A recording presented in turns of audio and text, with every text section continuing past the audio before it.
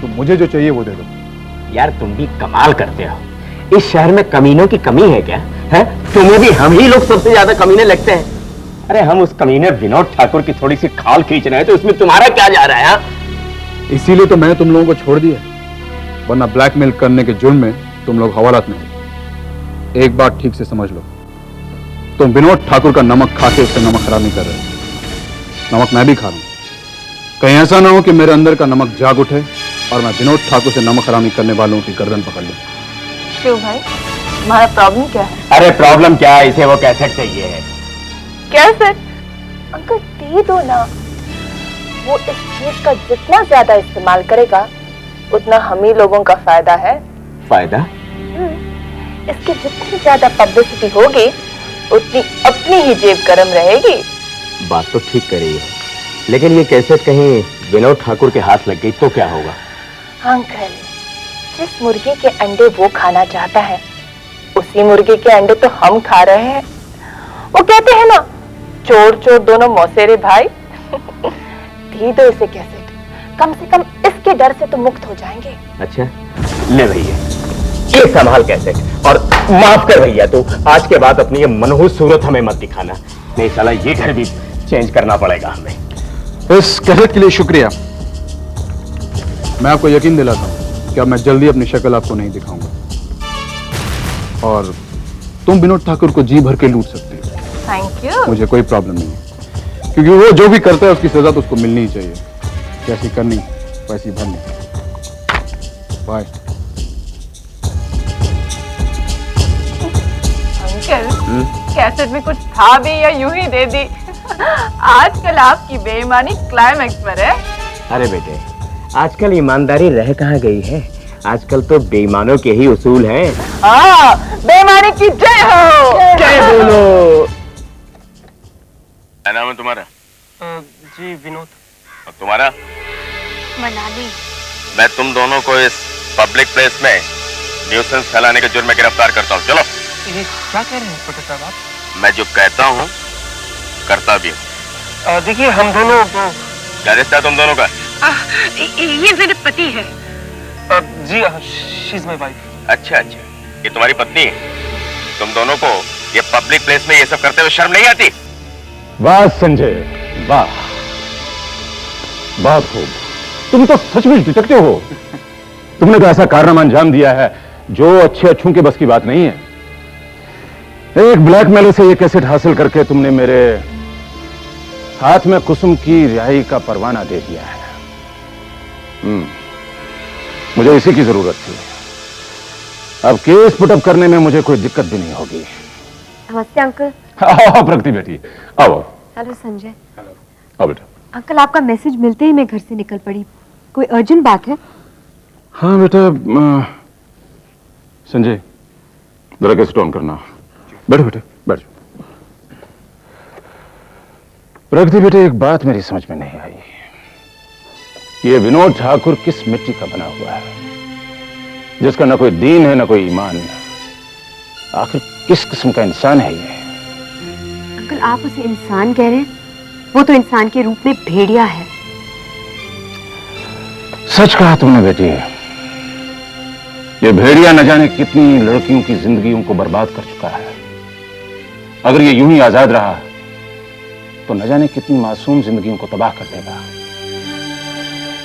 आखिर इसकी जिंदगी का भी तो कहीं ना कहीं अंत होगा। अंकल, पाप का अंत तो पापी के साथ होता है।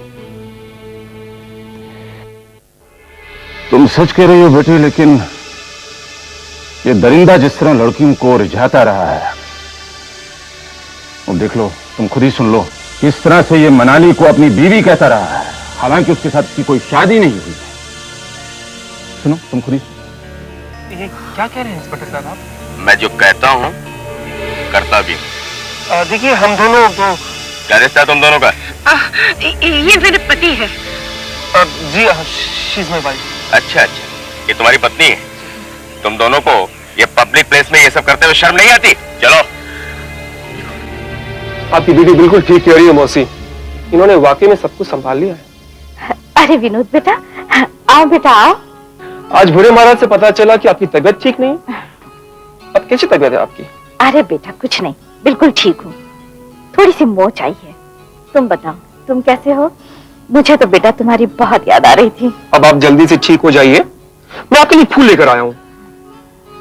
इसे आप रख देंगे? आज की ये खूबसूरत सुबह मेरी तरफ से खूबसूरत सा गुलाब फूल कर लो। अरे अरे बेटा, ये क्या कर रहे हो? कुछ नहीं मौसी।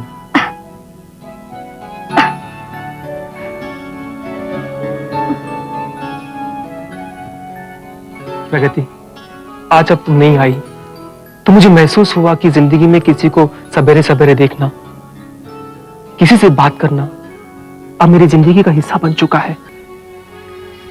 प्रगति, तुम मेरी जरूरत बन गई हो, इसलिए जब तुम नहीं आई तो मैं बेचैन हो चुका। छोटे ठाकुर, इस लड़की से मेरी शादी होने वाली है। तमीज!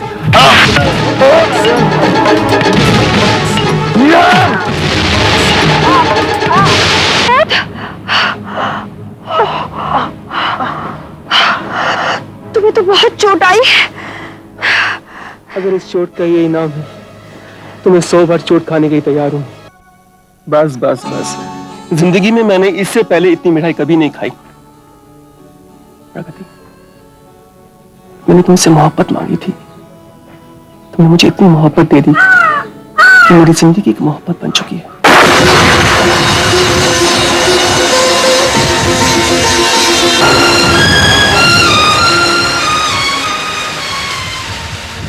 क्या मजाक कर रही हो प्रगति? मैं मजाक नहीं कर रही हूँ, तुम मेरे बच्चे के बाप बनने वाले हो। यानी तुम? हाँ, मैं माँ बनने वाली हूँ। तुम माँ बनने वाली हो? ये बात तुमने कितनी आसानी के साथ कह दी। ये कहने से पहले तुम्हें कोई लाज या कोई शर्म नहीं आई? तुम भी तो इस गलती में शामिल हो। मैं? हाँ, और अब तुम्हें मुझसे शादी करनी पड़ेगी। शादी? ये बात कहने से पहले तुम्हें तुम्हारी औकात और मेरी हैसियत तो देख लेनी चाहिए थी। विनोद, ये तुम कह रहे हो?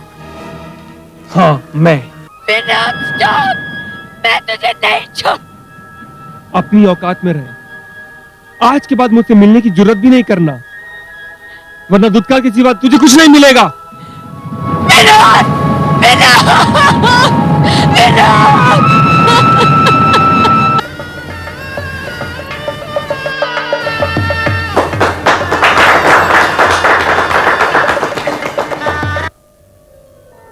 तुम? विनोद ठाकुर, ये मत समझ लेना कि हमारा हिसाब किताब खत्म हो गया है। हालात की मजबूरियों से चिंगारी दब तो गई, लेकिन बुझी नहीं। वक्त आने पर इसे शोला बनकर भड़कना है। खत्म कर दूंगी, खत्म कर दूंगी, खत्म कर। बहुत बड़े आदमी के बेटे हैं।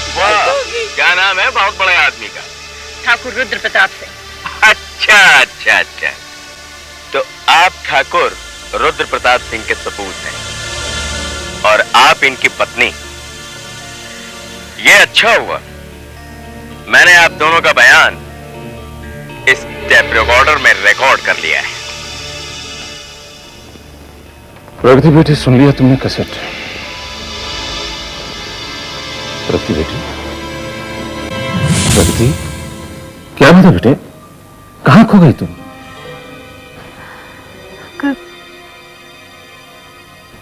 विनोद ठाकुर के कमीनेपन को याद कर रही थी।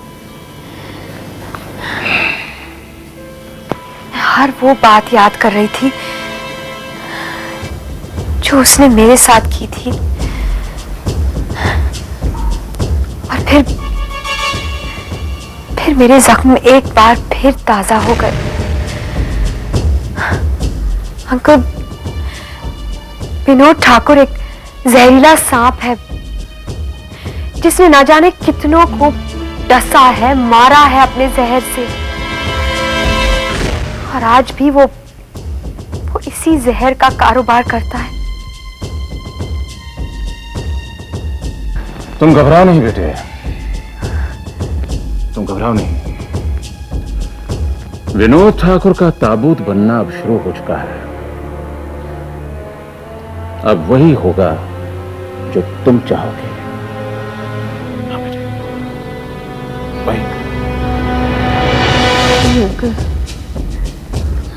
सबसे पहले कुसुम जैसी देवी को हमें उस राक्षस के चंगुल से छुड़ाना है। उसके बाद ही उसका और मेरा हिसाब किताब चुकता होगा। मनाली, विनोद, तुम मुझे कहाँ ले आए?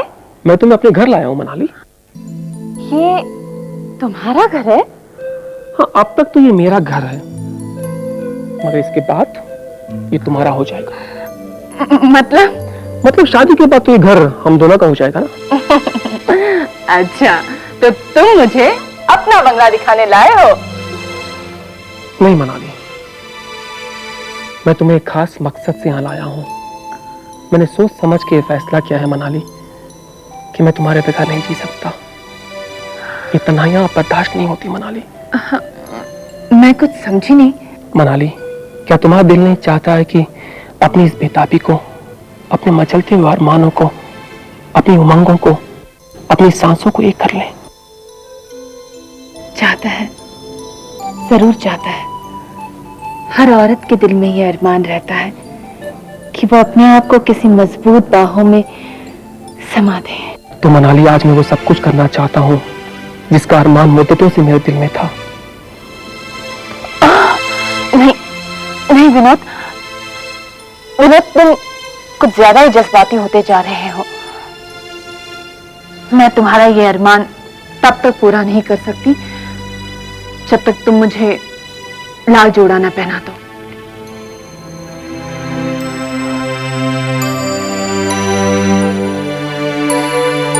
देखो मनाली, तुम्हारा ये अरमान पूरा करने के लिए मैं तुम्हें यहाँ लाया हूँ।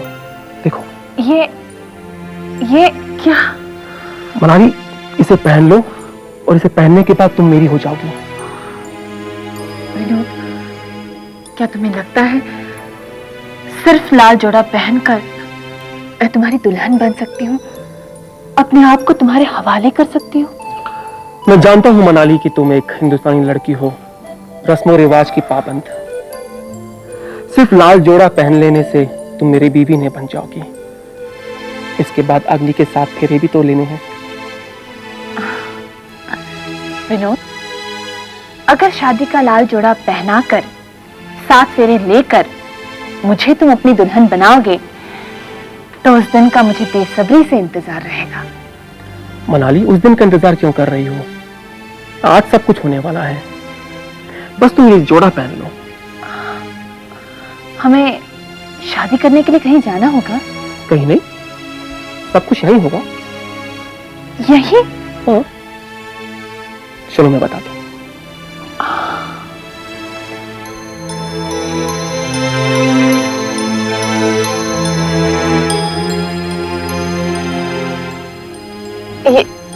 ये क्या है? कुछ नहीं मनाली, मैंने तो वैसे ही किया है जैसा तुम चाहती हो।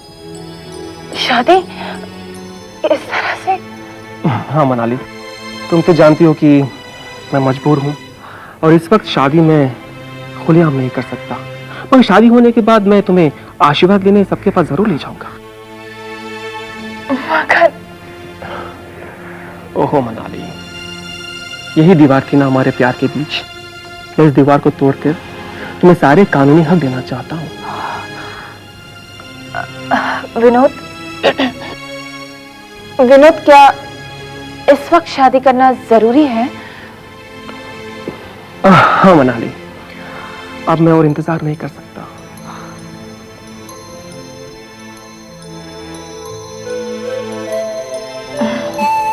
ठीक है, कोई मुझे मंजूर है। ओके, तुम जल्दी जाकर कपड़े पहन लो और मैं तुम्हारा इंतजार करूंगा। ओके।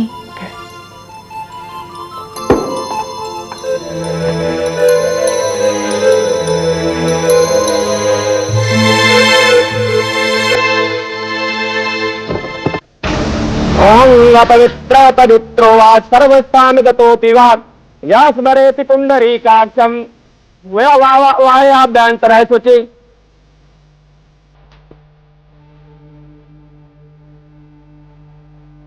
मंगलम भगवान विष्णु मंगलम गरुड़ध्वजम मंगलम पुंडरीकाक्ष मंगलाय तनोहरि।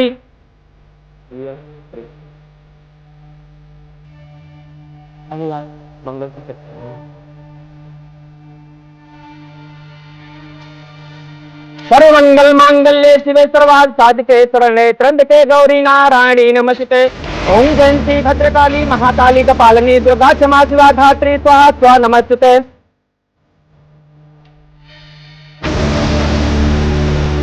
आप एक दूसरे को बरमाला पहनाइए।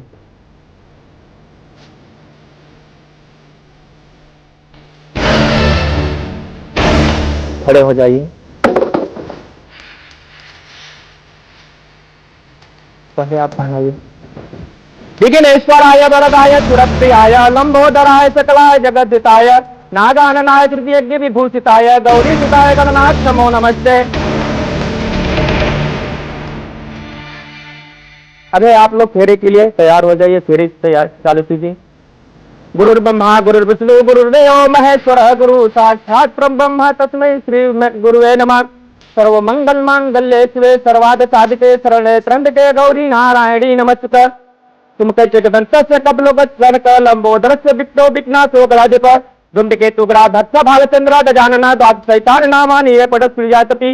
विघ्नेश्वराय वरदाय सुरप्रियाय लंबोदराय सकलाय जगद्धिताय नागाननाय तृतीयज्ञ विभूषिताय गौरीसुताय गणनाथ नमो नमस्ते।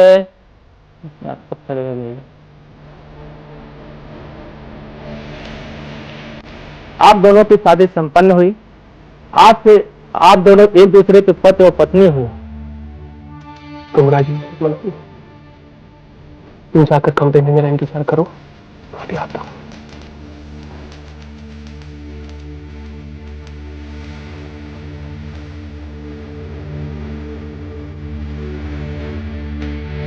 छोटे ठाकुर बधाई हो।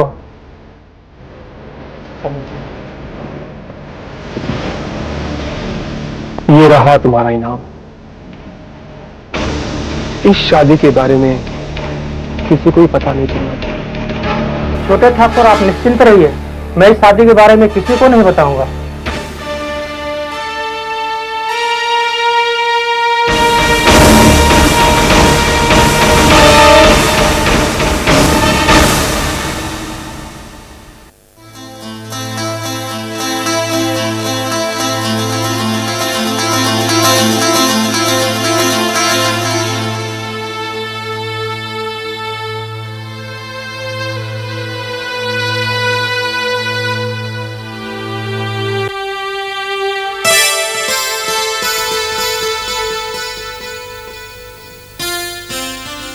मनाली,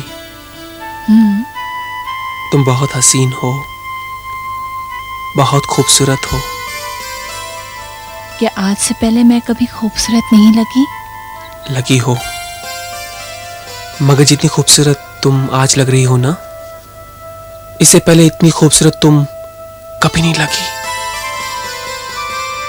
विनोद, मेरी खूबसूरती की वजह मेरी सूरत नहीं है,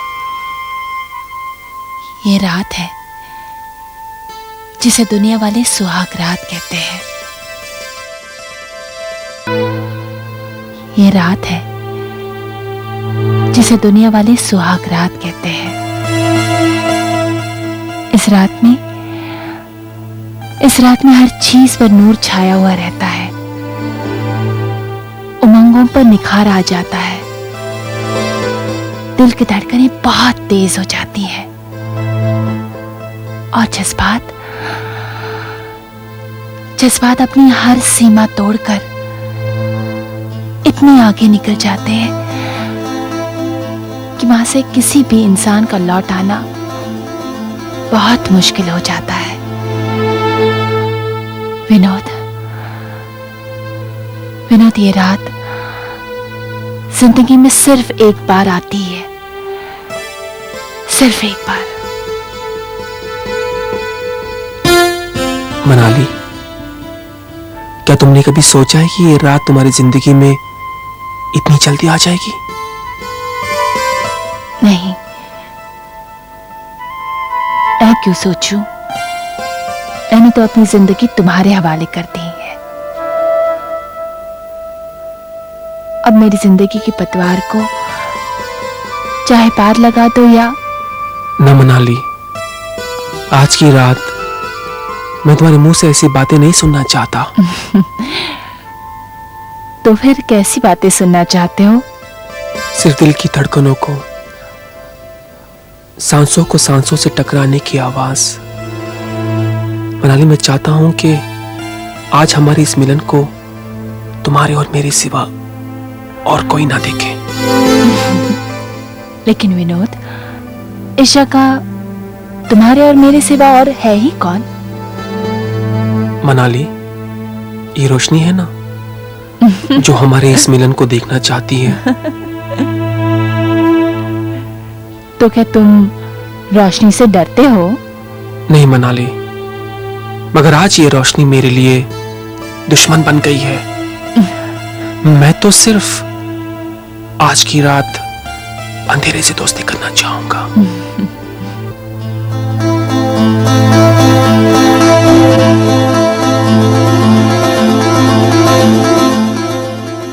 good morning uncle.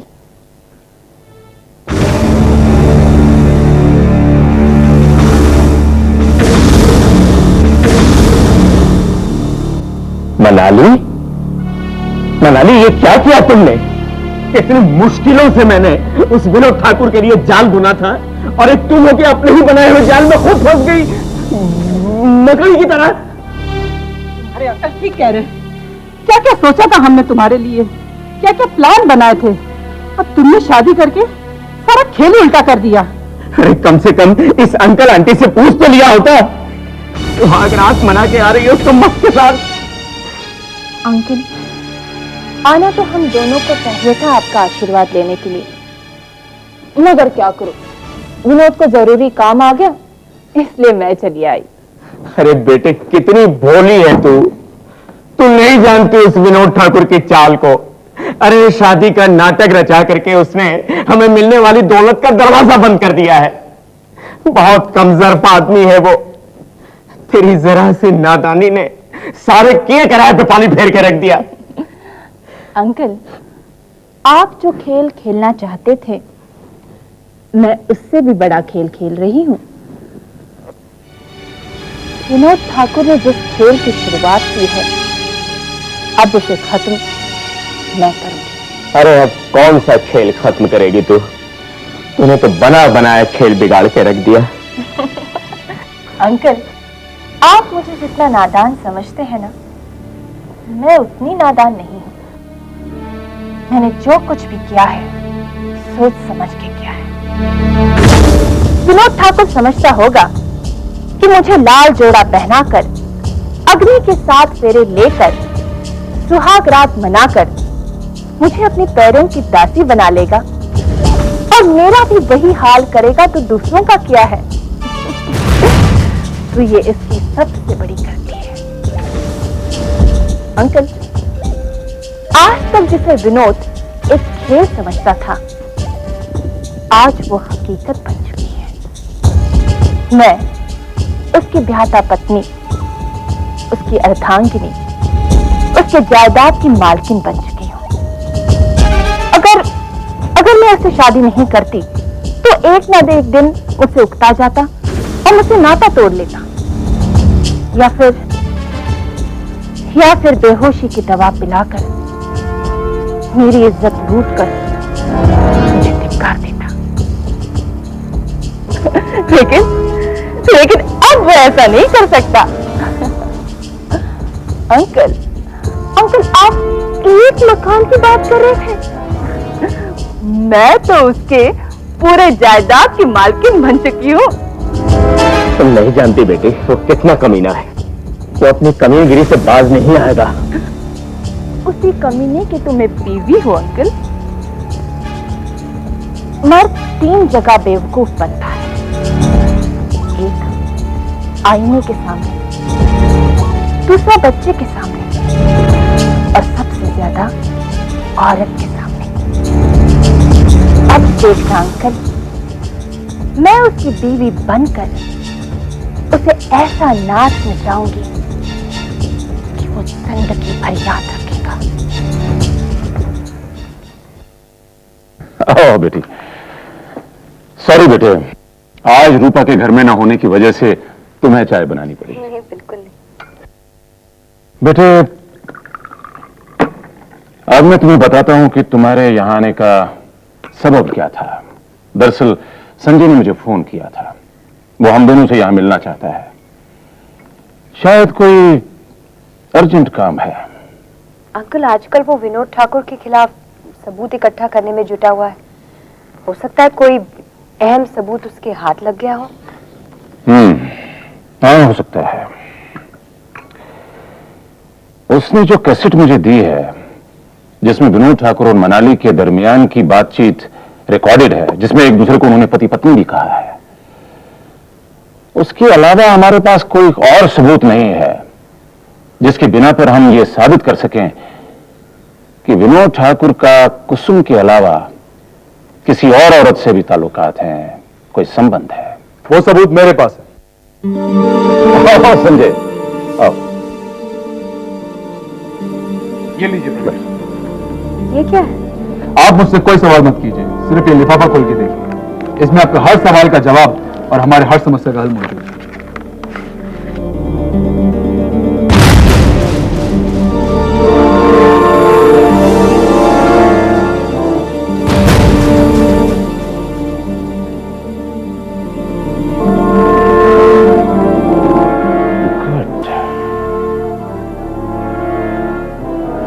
Very good. प्रति बेटे, इन तस्वीरों के सबूत से बढ़कर अब हमारे पास और क्या सबूत होना चाहिए जो कुसुम को उसकी जंजीरों से आजाद करा सकता है, उन जंजीरों से जिनमें बंद कर वो नरक की जिंदगी बिता रही है। इन तस्वीरों को देखकर अब अदालत उसे विनोद ठाकुर से तलाक देने में जरा भी देर नहीं लगाएगी। संजय बेटे, हम तुम्हारे आसानमंद हैं कि तुमने ऐसा पक्का सबूत मिला कर दिया है, लेकिन ये बता कि ये तस्वीरें तुम्हें मिली कहां से? मिले नहीं वकील साहब, ये तस्वीरें मैंने खुद खींची। खुद? तुमने खींची है? लेकिन कब? प्रगति जी, कल। क्योंकि विनोद ठाकुर ने मनाली से शादी कल ही की। क्या? हाँ प्रगति, और मैं आपको एक बात बता दूं, विनोद ठाकुर ने जो उसके साथ फेरे लिए हैं, उसका कोई ऑफिशियल रिकॉर्ड भी नहीं है। क्या? हाँ, क्योंकि पंडित विनोद ठाकुर से मिला हुआ था। इसका मतलब है कि विनोद ने मनाली से सिर्फ उसे धोखा देने के लिए शादी की है? प्रगति बेटे, विनोद ठाकुर को शायद ये नहीं मालूम कि भगवान की लाठी बेआवाज होती है, उसकी लाठी में कोई आवाज नहीं होती। वो अदालत में इस बात के लिए तो मुकर जाएगा कि उसके मनाली के साथ कोई ताल्लुकात हैं, कोई संबंध है, मगर ये तस्वीरें, ये फोटोग्राफ्स, ये तमाचा बनकर पड़ेंगी उसके मुंह पर। देख लेना तुम बेटे, देख लेना।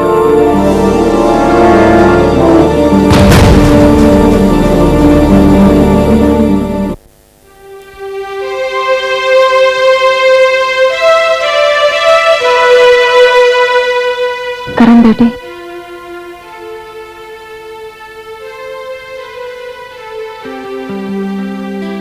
कैसी हो मां? ठीक। करण, मैं नहीं चाहती कि तू यहाँ आए, मगर जब मैंने सुना कि तेरी जान को खतरा है, तो परेशान हो गई। मां, ये सच है कि मेरी जान पर 2 मर्तबा हमला हुआ, लेकिन मुझे मारने वाले अपनी साजिश में कामयाब नहीं हुए। करण, मेरी रिहाई में बस अब कुछ ही दिन बाकी है। जब तक मैं जेल में हूं, तुझे अपना ख्याल खुद रखना होगा। जिस दिन मैं इस 4 दीवारी से बाहर आ जाऊंगी, फिर मैं देखूंगी कि कौन नजर उठाकर देखता है मेरे बेटे की तरफ। मां, मुझे कुछ नहीं होगा, तुम मेरी फिक्र मत करो। मां अगर अपने बेटे की फिक्र न करेगी तो कौन करेगा? मां, इस जेल से बाहर बहुत से लोग हैं मेरी फिक्र करने के लिए। मैं अकेला नहीं हूं मां। तू नहीं जानता उन लोगों को। वो मुझे अकेला कर देंगे। देख करण, जिंदगी में मुझे बदनामी और रुसवाई के सिवा कुछ नहीं थी। एक नाचने वाली को, एक तवाइफ को, इसके सिवा मुझे भी क्या सकता है।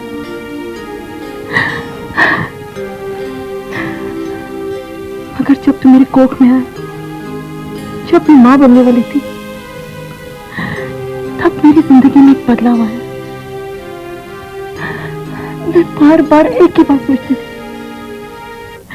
कि जिस तरह की जिंदगी मैंने जी है, जो बेइज्जती, जो जिल्लतें मुझे सहनी पड़ी, क्या मेरी अपनी औलाद को भी भुगतनी होगी? फिर मुझे फैसला किया, मैं अपनी औलाद को इस नर्क के आग में नहीं चलने दूंगी। मैंने सारी दुनिया की नजरों से बचाकर तेरी परवरिश की। मैंने तुझे इस बदनाम दुनिया की आग से तो बचाया, मगर तूने जो आज कदम उठाया, उसने मेरी सारी जिंदगी की तपस्या पर पानी फेर दिया। मां, मैंने ऐसा कौन सा कदम उठाया? करण, तू ठाकुर रुद्र प्रताप सिंह की औलाद है, मगर ऐसी औलाद जो बदकिस्मती से एक ठाकुर की रखेल से पैदा हुआ। जिस दिन ये दुनिया को पता चलेगा कि कुसुम के साथ तेरा कोई रिश्ता है, उस दिन ये दुनिया वाले तेरी सारी अच्छाई को भुलाकर सिर्फ यही कहे कि गंदा खून हर हाल में गंदा होता है। ये तुम कह रही हो मां? हाँ, ये मैं कह रही हूं। अगर तू मेरी कोख से जन्म न लिया होता, अगर तू विनोद ठाकुर का सगा भाई होता, तो ये दुनिया वाले तुझे कुछ ना कहते। मगर चूंकि तूने एक तवाइफ के कोख से जन्म लिया, इसलिए दुनिया वाले मेरी कोख को गाली देंगे। देख, मैं सारी दुनिया की गालियां सहन कर सकती हूँ, मगर उस हवेली में एक देवी भी रहती है, जिसके एहसानों ने मुझे एक नई जिंदगी दी। और तू भी तो उनकी मेहरबानी की वजह से आज एक अच्छी जिंदगी गुजार रहा है। आज तू जो कुछ भी है, उन्हीं की बदौलत है। देख कर कोई ऐसा कदम मत उठाना जिससे उस देवी के सामने मेरा सर झुक जाए। मां, तुम सोच भी नहीं सकती कि कुसुम के साथ क्या क्या हुआ। अरे वो बेचारी तो अपने बाप के गाड़ी के नीचे कुचली गई, अपाहिज हो गई मां। उस वक्त उसके पेट में एक बच्चा था, वो बच्चा भी गिर गया। विनोद ठाकुर ने उसे अपाहिज मानकर उससे सारे के सारे नाते तोड़ लिए। सारे के सारे डॉक्टरों ने भी यही कहा कि वो फिर से अपने पैरों पर खड़ी नहीं हो सकती। लेकिन मां, मैंने उसे अपने तरीके से ठीक किया, उसका इलाज किया, उसे अपने पैरों पर खड़े होने के काबिल बनाया। मां, कुसुम मेरे बेटे में अपने बेटे को खोजती है। मैंने उसके अंदर जीने की एक नई उम्मीद पैदा की है मां, एक नई उम्मीद। देखो बेटा, जहां तक तेरा फर्ज था तूने इसे पूरा किया। अब अगर वो अच्छी हो गई है, फिर तेरी क्या जरूरत है उसे? नहीं मां, अब उसे मेरी और सिर्फ मेरी जरूरत है। नहीं, उसे तेरी नहीं, विनोद ठाकुर की जरूरत है। उसे अपने पति की जरूरत है। नहीं मां, वो तो विनोद ठाकुर को अपना पति मानने से इनकार कर चुकी, उससे सारे नाते तोड़ चुकी। वो चाहे जिसे नाता तोड़े, मगर तेरे साथ नाता नहीं जोड़ सकती, कभी नहीं जोड़ सकती। तो इतना याद रखना मां, अगर उसने मुझसे नाता तोड़ दिया ना, तो वो जिंदा भी नहीं रह सकेगी। चलिए, मिलने का टाइम खत्म हुआ।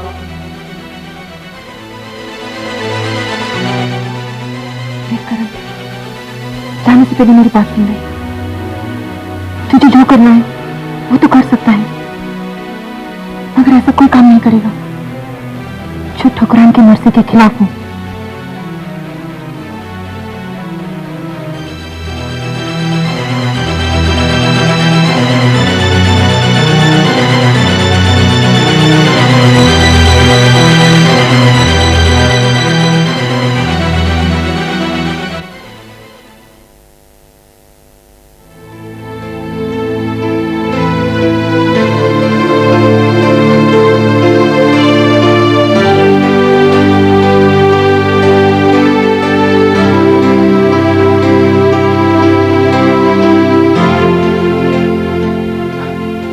माँ जी, आप यहाँ पर क्या कर रही हैं?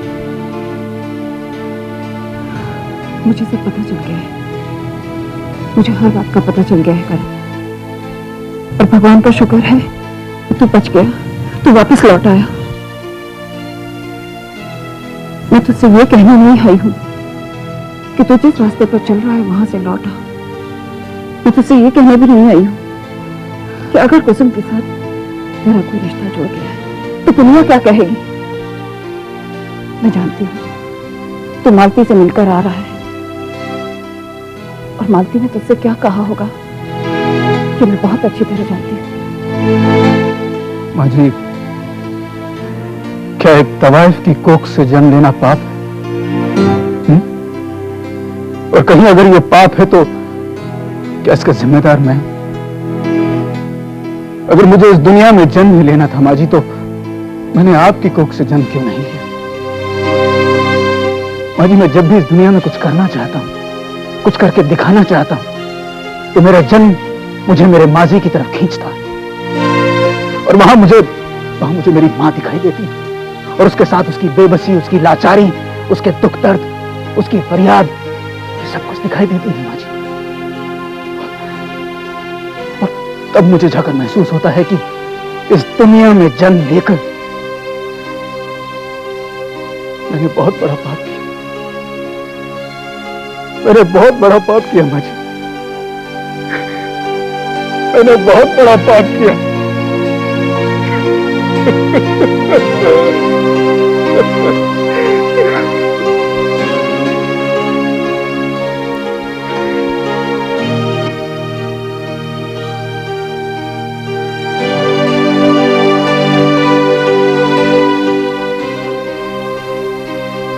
शांत हो जा करण, शांत हो जा।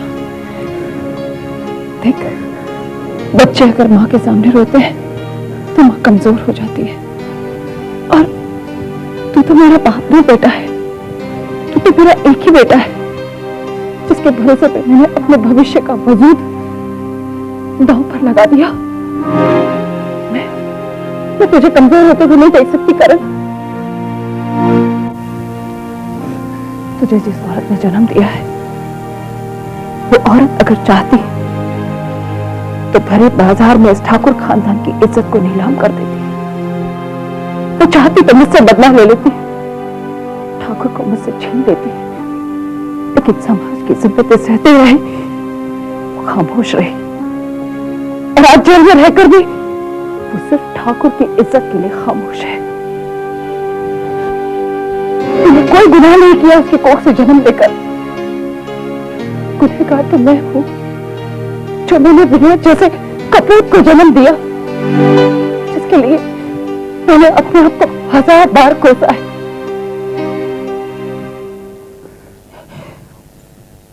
करण, एक बात कहूं, विनोद ठाकुर जब अनीता को बिन ब्याही मां बनाकर छोड़ा था और वो जब अपनी जीवन को समाप्त करने लगी थी तो तुमने उसे बचाया था। तुमने उससे शादी की थी और उसकी नाजायज औलाद को बाप का नाम दिया था, और अपने बच्चे के रूप में तुमने उसे ममता लौटा दी। अगर तुमने उसे सहारा दिया तो क्या गुनाह किया? करण, कुदरत कभी कभी ऐसा इंसाफ करती है कि दुनिया को दांतों तले उंगली दबा लेनी पड़ती है। और मैं कहती हूं कि इन हवेली वालों की झूठी शान और मर्यादा को कुचलने के लिए ईश्वर ने तुम्हें चुना है। करण ये आंसू पोंछ दे तो कुसुम का हाथ थाम ले। आज कुसुम को तेरे सहारे की जरूरत है। अगर तूने उसे सहारा नहीं दिया तो मैं तुझे कभी माफ नहीं करूंगी। करण, आज तुझसे तेरी मां कह रही है कि तू इस महाभारत का दुर्योधन नहीं अर्जुन है।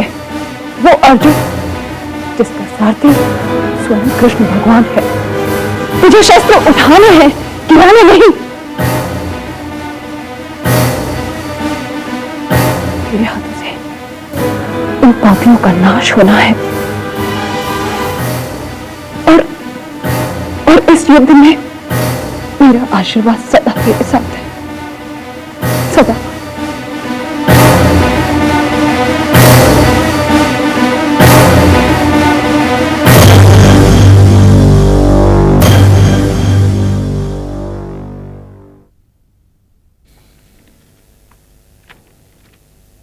कुसुम बेटी, वो सारे सबूत हमें मिल चुके हैं जिन सबूतों की तुम्हें जरूरत थी। मुझे पूरा यकीन है कि जब हम ये सारे सबूत अदालत में पेश करेंगे तो अदालत न कि तुम्हें सिर्फ विनोद ठाकुर से छुटकारा दिलाएगी, बल्कि हो सकता है उसे मुजरिम करार देकर उसे सजा भी देगी। कुसुम, तुम्हें यहां बुलाने का एक खास मकसद था। अदालत जाने से पहले, विनोद ठाकुर से छुटकारा पाने से पहले एक बार तुम अच्छी तरह से सोच लो। अगर तुम्हारे मन में कोई भी गिल्ट है, कोई भी बोझ है तुम्हारे मन में, तुम्हारी आत्मा पर, तो उसे अपने मन से निकाल दो। क्योंकि इसके बाद तुम्हारे और करण के बीच में कोई बाधा नहीं होने वाली है। तुम्हारे और करण के मिलन को कोई नहीं रोक सकता। प्रगति, मैंने ये फैसला किसी अचानक हुए हादसे से प्रेरित होकर नहीं किया है। मैं बरसों विशाख में चली हूं। मैं इस दर्द को, इस जलन को ना सिर्फ महसूस करती रही, बल्कि तड़प तड़प कर सहन करती रही। अगर यकीन मानो, मेरी जबान से उफ तक नहीं निकली। अगर प्रगति, जब जुल्म की इंतहा हो गई, जब उन लोगों ने मुझे एक जिंदा लाश समझकर फेंक दिया, तब भी मैंने सिर्फ खामोशी से तमाशा ही देखा है। और इसमें कोई शक नहीं कि मैं मर ही जाती।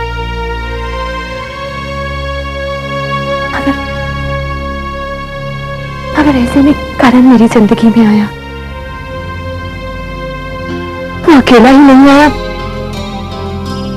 बल्कि अपने साथ मेरे जीने का सहारा लेकर आया।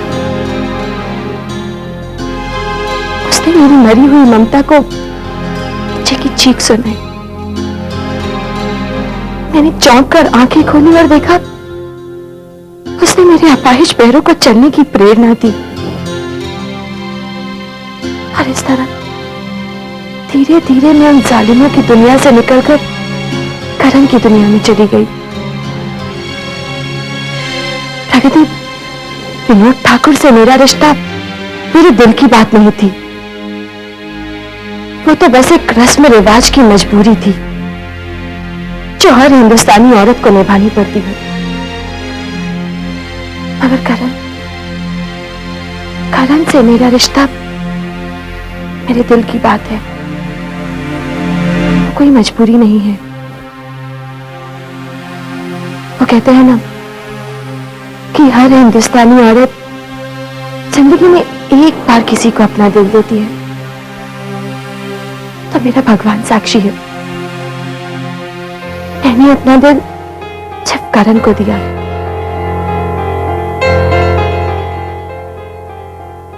प्रगति, अगर इस जन्म में मैं किसी की हूं तो वो सिर्फ करण की। और मुझे इस बात का कोई अपराध या कोई गुनाह नहीं महसूस होता है। प्रगति, जब मैंने करण को देखा तो मुझे ऐसा लगा कि वो इस दुनिया का नहीं बल्कि किसी दूसरी दुनिया का इंसान है, और उसके गुणों की तो मैं गिनती भी नहीं कर सकती। कभी कभी मुझे ऐसा लगता है कि शायद मैं उसके काबिल ही नहीं हूं। कुसुम बेटे, फूल को अपनी खुशबू का एहसास नहीं होता। उसकी खुशबू का एहसास उन्हें होता है जिन तक उसकी खुशबू पहुंचती है। रहीम का एक दोहा याद आ गया बेटे कि बड़े बड़ाई ना करे, बड़े न बोले बोल, रहीमन हीरा कब गए, लाख टका है। सुना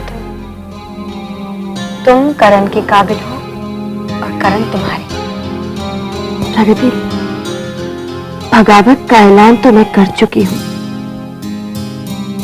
मगर अब मैं और करण कहीं अकेले तो नहीं रह जाएंगे। नहीं कुसुम, ये जंग सिर्फ कुसुम की जंग नहीं है, ये औरतों के अधिकार के लिए जंग है, न्याय और अन्याय की जंग है। जंग की शुरुआत तो मैंने की थी।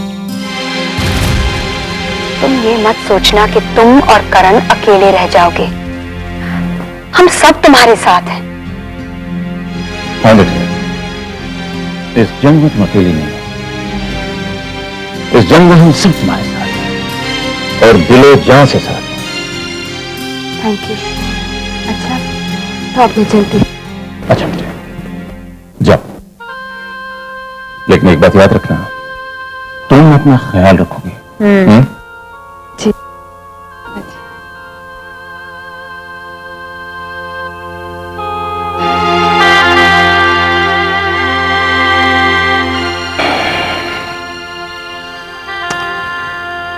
प्रगति बेटे,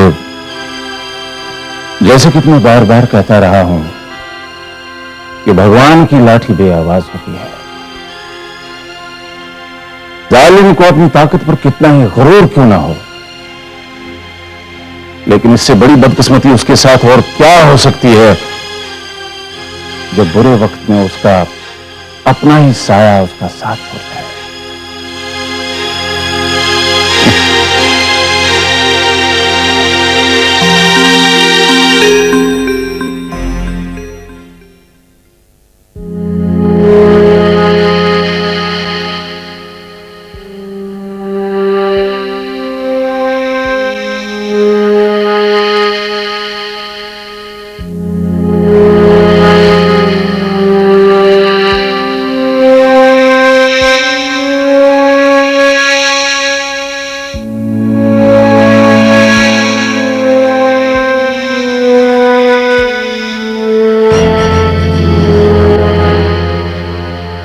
करण, करण, अरे कुसुम, आओ ना, बैठो। कहाँ खो गए थे? मैं अपने आप में खो गया था कुसुम, मगर तुम्हें देखने के बाद मुझे इस बात पर विश्वास नहीं हो रहा कि क्या तुम्हें अभी कोई शक है करण? शक नहीं कुसुम, अब मुझे किसी बात का शक नहीं। हाँ, थोड़ा सा डर, थोड़ा बहुत खौफ जरूर है। जानती हो, मां ने मुझे जेल में बुलाया था। वो बेचारी तो आज भी हवेली की उन पुरानी रस्म रिवाजों की जंजीरों में जकड़ी हुई है। मुझे लगता है कि ठाकुर रुद्र प्रताप सिंह उनसे मिलने गए थे। तो फिर क्या कहा उन्होंने? वो मुझसे क्या कहेंगे? उन्होंने कहा कि मैं तुमसे मिलना छोड़ दूं।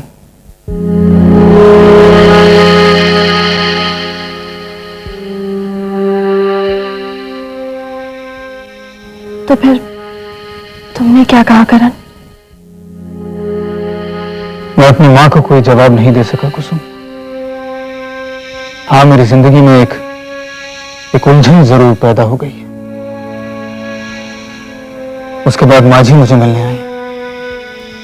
कुछ मुझे समझ में नहीं आता कि माझी जैसी औरत किस मिट्टी की बनी। माझी ने क्या कहा करण? माझी जैसी औरत कई युगों में एक बार पैदा होती है कुसुम। वो तो अन्याय के खिलाफ कुछ भी करने को तैयार है। न्याय के लिए वो अपनी जिंदगी में कुछ भी बलि चढ़ाने को तैयार है। और कुसुम उनसे मिलने के बाद मुझे इस बात का विश्वास हो गया है कि जिस रास्ते को हम दोनों ने मिलकर चुना है, जो फैसला हम दोनों ने मिलकर लिया है कुसुम, वो गलत नहीं है, वो बिल्कुल सही है। हाँ करण, हम दोनों ने जो भी फैसला किया है वो बिल्कुल सही है। और आज मैं तुमसे एक बात खुलकर कहना चाहती हूँ। क्या कहना चाहती हूँ? Thank you Karan, thank you. Karan, जानते हो ये बात एक औरत बहुत मुश्किल से कह पाती है, और ये बात वो सिर्फ तभी कह पाती है जब वो आत्मविश्वास की सबसे ऊंची चोटी पर खड़ी होती है।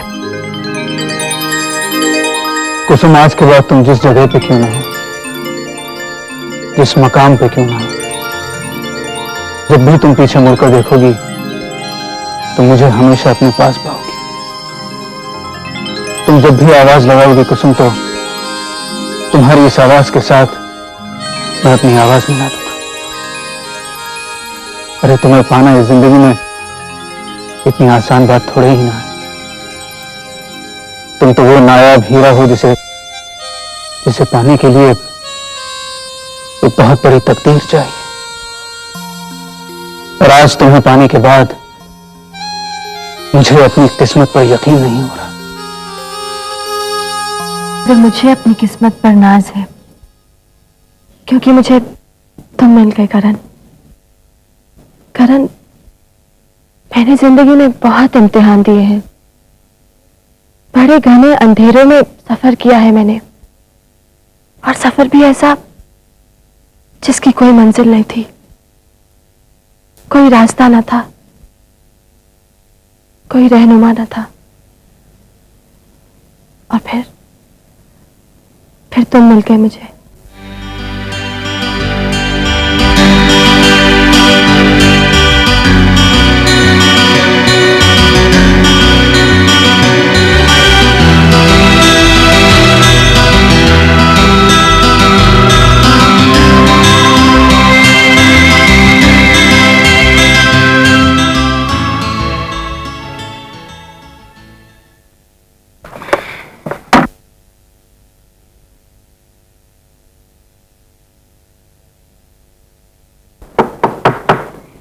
क्या मैं अंदर आ सकता हूं? अजीत साहब, कैसी बातें कर रहे हैं आप? इस ऑफिस में अंदर आने के लिए आपको इजाजत की जरूरत नहीं है। मैं जानता हूं प्रगति जी, मगर क्या करूं, हम हिंदुस्तानी रस्म रिवाज के मारे हुए हैं। आज से आप इस रस्म को तोड़ दीजिए। ठीक है, आपका हुक्म सर आंखों पर।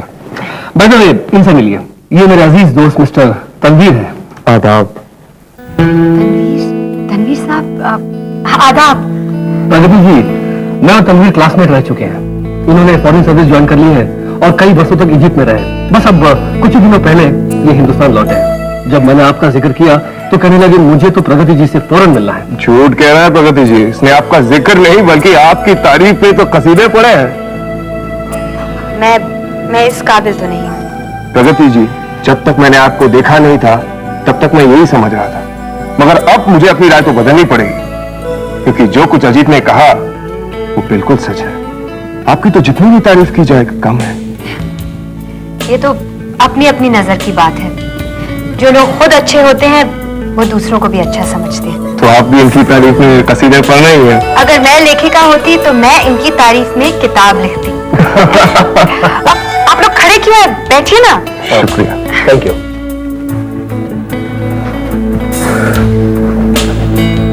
प्रगति जी, ये तो सच है प्रगति जी कि मैंने आपकी तारीफ की, बल्कि आपकी ही नहीं, आपके ऑफिस की, आपके बिहेवियर की, आपके बिजनेस की। प्लीज प्लीज अजीत साहब, ये तारीफों का सिलसिला खत्म कीजिए। और ये बताइए कि आप क्या लेंगे, चाय, कॉफी, ठंडा? मैं जब भी आपके ऑफिस में आया हूँ सिर्फ एक ही चीज पिया हूँ, और तनवीर को भी वही पसंद है। ओके।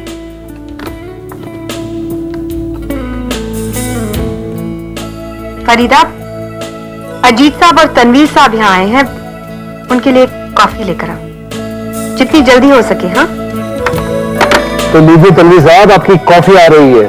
बस ये मेरा दावा है कि यहाँ की कॉफी पीने के बाद आपको किसी की भी कॉफी अच्छी नहीं लगेगी। हाँ, वैसे हमारे ऑफिस के कॉफी के बारे में लोग अक्सर ऐसा कहते हैं। अब देखना यह है कि तनवीर साहब की क्या राय है।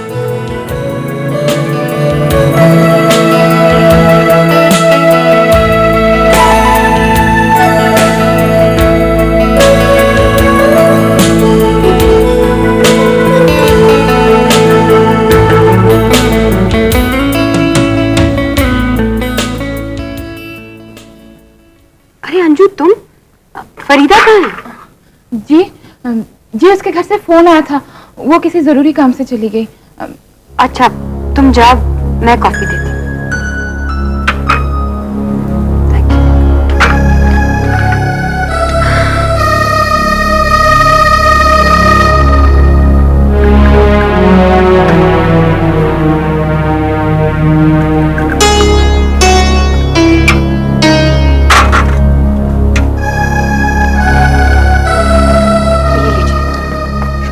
Thank you.